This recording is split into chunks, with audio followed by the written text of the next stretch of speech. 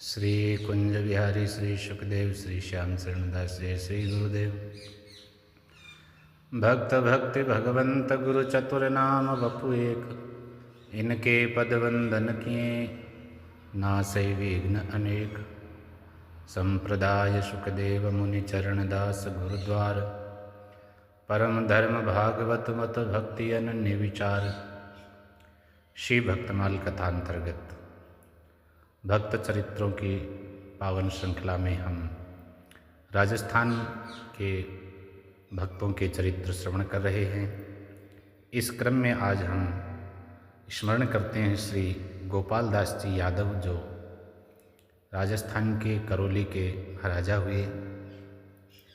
एक बार सम्राट अकबर ने दौलताबाद पर चढ़ाई करी तो अहमदनगर के युद्ध में चांद बीवी ने मुग़ल सेना को हरा दिया और ये अकबर के लिए लज्जा की बात थी। अकबर चिंतित भी हुआ और चिंता की एक बात ये थी कि राजधानी आगरा में एक मजबूत दुर्ग बनाना जरूरी था, पर उसकी जितनी बार नींव डाली गई वो नींव बैठ गई। तो मंत्रियों ने उसे ज्योतिषियों से सलाह लेने की बात बताई। तब उसने राजा टोडरमल को काशी भेजा वहाँ के ज्योतिषियों से परामर्श के लिए। तो ज्योतिषियों ने दोनों समस्याओं का हल निकालते हुए कहा कि दौलताबाद का नाम है, प्राचीन नाम है देवगिरी, यदुवंशियों की राजधानी थी वो। उस पर विजय किसी यदुवंशी राजा के द्वारा ही की जा सकेगी। और आगरा जो है वो भी ब्रजभूमि के अंतर्गत है, इसलिए आगरे के किले की नींव किसी यदुवंशी नरेश द्वारा रखे जाने से ही सुदृढ़ होगी।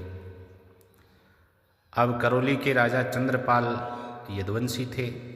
अकबर ने टोडरमल को उनके पास करौली भेज करके दोनों बात बताई कि आगरा के किले की नींव रखनी है और दौलताबाद पर चढ़ाई करनी है।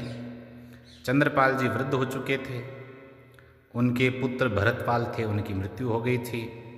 तो उन्होंने अपने पोते श्री गोपाल दास को युवराज घोषित कर रखा था और वे ही राज्य का संचालन करते थे। चंद्रपाल जी तो हर समय भजन पूजन में रहते थे। तो उन्होंने कहा कि आप अकबर की ओर से ये संदेश लेकर के आए हैं बादशाह की तरफ से, ये अच्छी बात है, पर मैं तो बूढ़ा हो गया हूँ और वैसे भी अब ये समय भजन पूजन का ही है, मैं इसी में लगा रहता हूँ, तो मैं खुद तो कुछ नहीं कर सकूँगा, लेकिन मेरे पोते गोपाल दास को ये काम मैं सौंप दूँगा। अब युवराज गोपाल दास जी का गौरवर्ण सुडोल शरीर, उन्नत ललाट, प्रशस्त वक्ष था, दीर्घ संबल बाहु, ये उनके वीरत्व का परिचय थे। लेकिन उनके कपाल पर ऊर्ध्वपुंड्र तिलक, गले में तुलसी की कंठी, ये उनके भक्त हृदय का परिचय दे रहे थे। कुशलतापूर्वक राज्य भी करते थे, प्रजा का पालन भी पुत्रवत करते थे, पर दादा का अनुसरण करते हुए भगवत भजन सत्संग भी करते थे। उठते बैठते खाते पीते या राजकार्य करते हुए हर समय भगवत चिंतन करना। अब अकबर के अनुरोध से और दादा की आज्ञा से उन्होंने आगरा जाकर के किले की नींव रखी और उसके बाद युद्ध के लिए तैयार हो गए।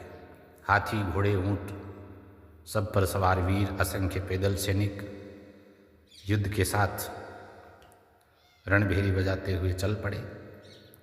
युवराज गोपाल दास जी ने भी ढाल, तलवार और कवच आदि से सुसज्जित होकर के दादा दादी का, माँ का आशीर्वाद लिया। घोड़े पर सवार होकर युद्ध के लिए प्रस्थान किया। अपने इष्ट देव श्री राधा गोपाल जी का चित्रपट और पूजा की सामग्री साथ में ले ली। दौलताबाद पहुँचते ही वहाँ के किले की घेराबंदी कर दी गोपाल दास जी ने और महीने भर के घेराव के बाद में घमासान युद्ध हुआ। दोनों ओर के अनेक सैनिक मारे गए, लेकिन अंत में विजय गोपाल दास जी की हुई। किले पर उन्होंने अपना झंडा फहराया और किले का बहुत सा हिस्सा जो तोपों की मार से ध्वस्त हो गया था उसको सुधारने के लिए, वहाँ की सब व्यवस्था ठीक करने के लिए महीने भर और ठहर गए वहाँ पे।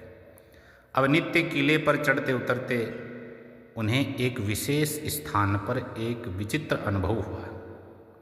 कभी कमल की सी गंध आती, कभी बंसी की सी आवाज़ सुनाई पड़ती, कभी हृदय अकारण ही आनंद से भर जाता। कारण कुछ समझ में आता नहीं, तो कई बार तो भ्रम मान करके टाल देते। अब एक दिन स्वप्न में उनके इष्टदेव श्री राधा गोपाल जी ठाकुर बोले कि जिसे तुम भ्रम समझते हो वह मेरे ही अंग की गंध है, मेरी ही बंसी की ध्वनि है, मैं यदुवंशियों का इष्ट हूँ, मुझे उस स्थान से निकाल करके करौली ले जाओ। अब तो महाराज स्वप्न में राधा गोपाल जी का आदेश पाकर के आनंद की सीमा नहीं रही। शरीर सारा पुलकायमान हो गया, आँखों से आंसू बहने लगे। ऐसी कृपा मेरे इष्ट देव की, जैसे निर्धन व्यक्ति को अकस्मात त्रिलोकी का राज्य कोई दे दे, ऐसे वो प्रसन्न है। दूसरे दिन प्रातः हुआ, सैनिकों को एक पालकी बनाने की, पूजा सामग्री तैयार करने का आदेश दे करके उस स्थान पर पहुँचे।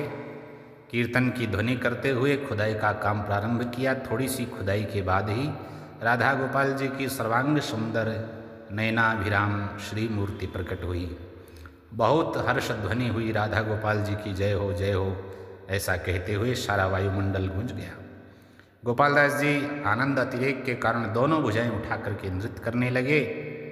किसी प्रकार भाव संवरण करके श्री विग्रह को पंचगव्य पंचामृत से स्नान कराया, वस्त्राभूषणों से सुसज्जित कराया और राज पंडितों के आदेशानुसार वैदिक पूजन करके फूलों से सजी हुई नई पालकी पर विराजमान करके अपने डेरे में लाए और पूजन भोग आरती सारी व्यवस्था करी। अब दौलताबाद की विजय और राधा गोपाल जी के प्राकट्य का समाचार दूतों ने आकर के पहले ही करौली पहुंचा दिया था और वहां राधा गोपाल जी और गोपाल दास जी भक्त भगवान दोनों के स्वागत के लिए सुंदर तैयारियां हो रही थी।